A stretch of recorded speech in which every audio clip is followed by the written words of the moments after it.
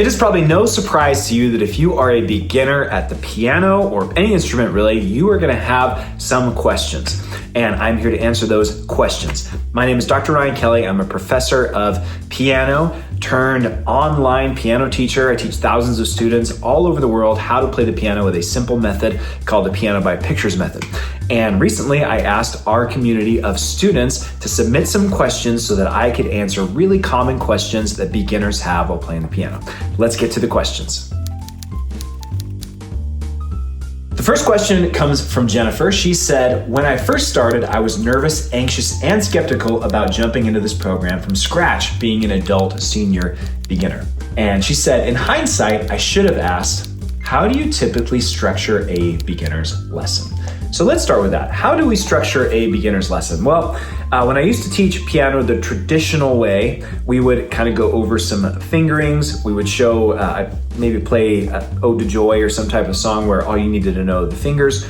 Then we would transfer it to note reading.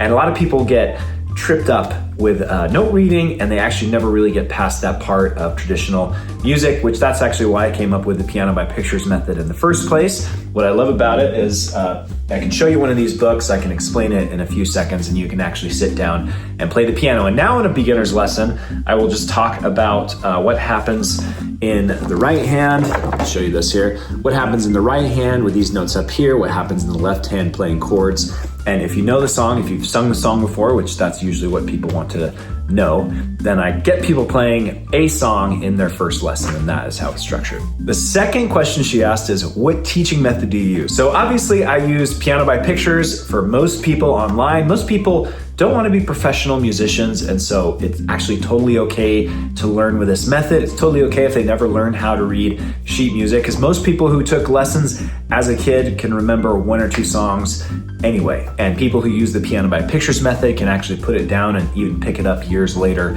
pick it up very quickly and play dozens of songs.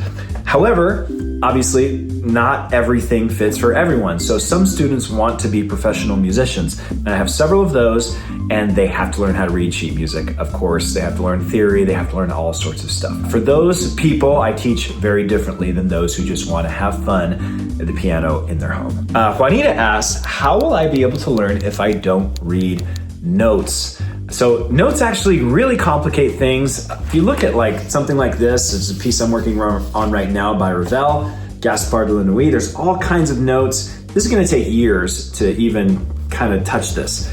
But most people don't want to play that piece. Most people want to play hymns that they sing in church or songs that they've sung, Beatles songs, and you do not have to learn how to read sheet music to do that. The piano by pictures method actually works much better. And just to drive that point home, you do not have to know how to read notes. It takes about a minute to explain.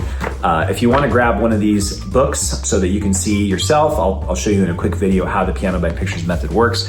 You can go down to the link in the comments and you can grab one of these books as well as some other free gifts that'll help you learn how to play the piano. So Mary Scott asked a question that we get a lot in the piano by pictures community, and that is, how do you get both hands working together but doing different things simultaneously? The old pat your head and rub your stomach thing, which that's easy compared to what you have to do in piano playing. And I've done this a lot of times with different students in our community. So I'm gonna pull up this, How Great Thou Art, and kind of show you something on the screen as well.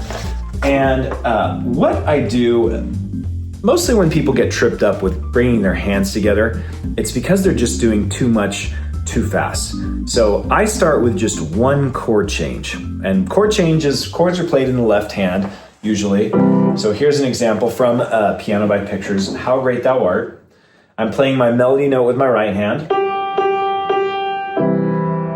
And then I'm going to go to a different chord right there. So did you hear that change in my left hand?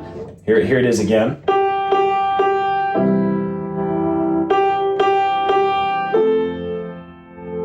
And I'm gonna stop right there, and I'm just gonna work on getting that change. And most people, when they do it, it sounds kind of like this. And they have this giant pause while they're figuring out where their left hand goes. And then they finally find it and they can play the right hand melody. And it's okay if you have that pause in the beginning. That is something that you work through and comes with time as you smooth them out. But the smaller chunks that you practice, these changes in the right hand and left hand, the better off you will be. These next questions come from Lily. And she says, first, how do you stay motivated when your fingers act like they've never met each other? Asking for a friend, AKA my left hand. So this kind of goes back to what I'm talking about in the last section. When people get confused with hands together, it's one of two reasons. They didn't spend enough time doing hands alone, which is totally normal. We all get anxious. We want to play the song that we love. And so we kind of jump the gun and we don't do enough practice with just our right hand or just our left hand. And then the second reason is when they do bring them together, they don't play slow enough. And this is true of professionals, beginners, intermediate, everyone in between. No one plays slow enough. Slow practice is the way to go with this. So that same example I was talking about with that chord change, if you feel like you need to do it this slow, totally fine.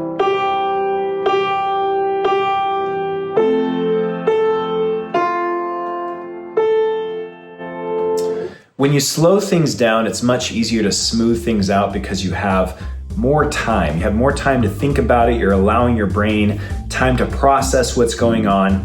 And by slowing it down, it helps you make things smooth. So it helps take out those lumps of where you don't know what you're doing and there's this awkward pause in the melody. One of my favorite phrases in this is slow is smooth and smooth is fast. So playing slow helps you play smooth, and then smooth playing will help it sound like a professional, like it's fast. And then once you get it down slow, the thing that most people don't consider is getting it slow. It's actually pretty easy to speed it up once you have it slow.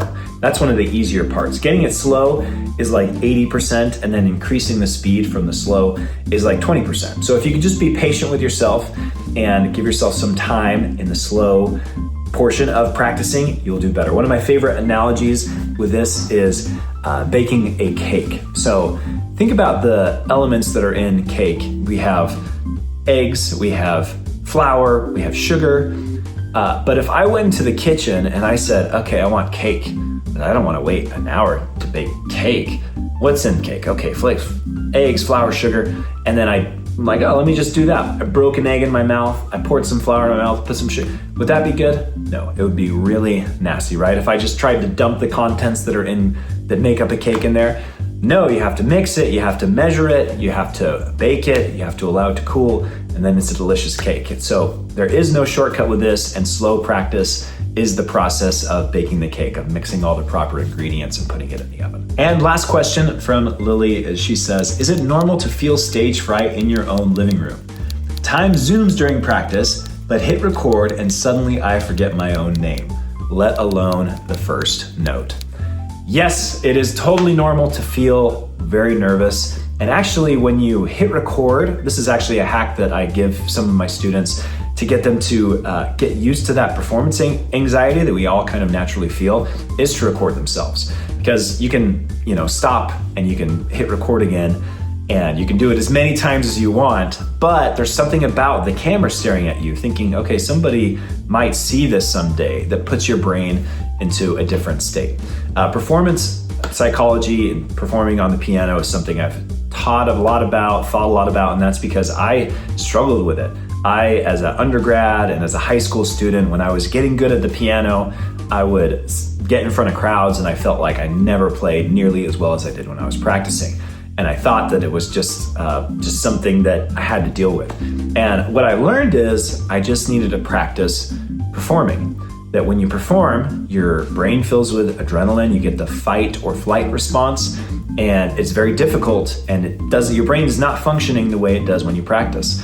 So the only way to get good at performing is to practice performing all the time, and that can be even in your own living room and turning on the camera. One of the reasons I love talking about this is everybody feels like they're the special case.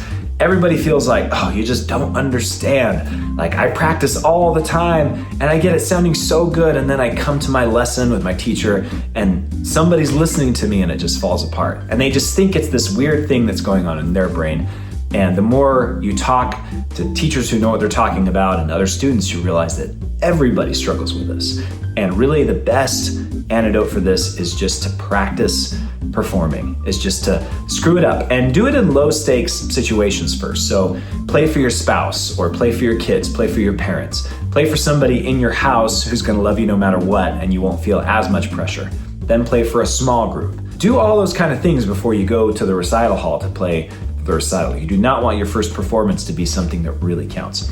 And if you don't want even to play with your spouse or your kids or anything like that, you can just turn on the camera and play for the camera. And that is still a really good use of your time and a really good way to prepare for a performance. So that is gonna be it for this video. Thank you guys so much for listening. I hope you got some value from that. I really enjoyed looking at these questions and answering them. I love interacting with people in our community. If you are not in our community, if you'd like to learn how to play the piano, again, you can get this book, Piano by Pictures Gospel, as well as some other free goodies that we are giving right now. You can try the Piano by Pictures course for free. All you gotta do to get this book and a couple other things is pay for the shipping, and we'll send you everything. We'll send you a course showing you how to use it. It does not take a lot of time. You can literally be playing your first song in about 10 minutes, even if you've never played the piano in your life. Hope you guys take me up on that and try it, and I can't wait to hear about your piano playing success.